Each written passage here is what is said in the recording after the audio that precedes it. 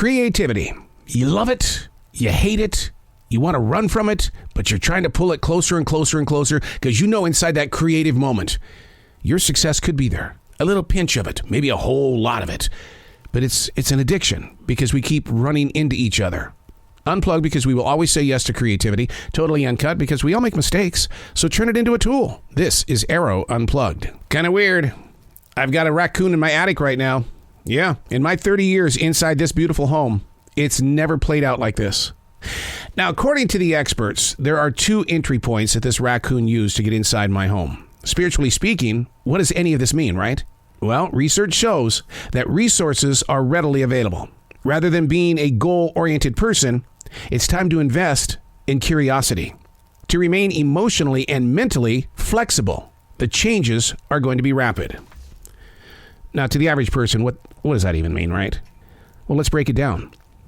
The soils are replenished. The goal is to trust your steps. As focused as we are on reaching our daily potential, the mind has got to remain open to newer adventures or places of study. This is when you grab a writing instrument and you start taking notes. I mean, life is moving way too fast. We talk about that all the time, and there's too much that we're consuming on a daily basis. Being aware of all things is very valuable. It's a place of study. Hey, it's Arroe. This is The Daily Mess, a chronological walk through an everyday world. I am a daily writer. Damn straight I'm going to be writing about this raccoon for a while because I think he's up there to give me a lesson. And I've got to learn what that lesson is all about. So I will be taking a lot of notes in the days ahead. Now, am I getting rid of the raccoon? Of course I have to, because you don't know if it has rabies or not. But you know, the professionals are going to do their thing. But as a spiritualist and an animal lover, I'm going to do my thing. I'm just going to listen. This is The Daily Mess. A very good friend of mine felt the need last night to tell me that the next chapter of my life is currently right here in front of me. I stood there and I just looked at him and went, where the hell did that come from? What do you mean? The next chapter of my life is right here in front of me. It's ultimately in my hands to make a choice of stepping into the storyline or holding on to broken ropes and rusted chain links. See, I'm not the type of person that walks past a personal view without paying attention to what could be that moment.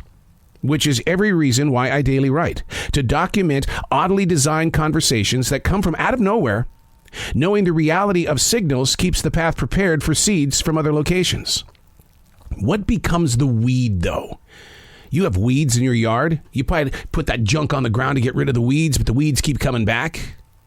I was shocked when I learned as a child that Queen's lace is actually considered to be a weed.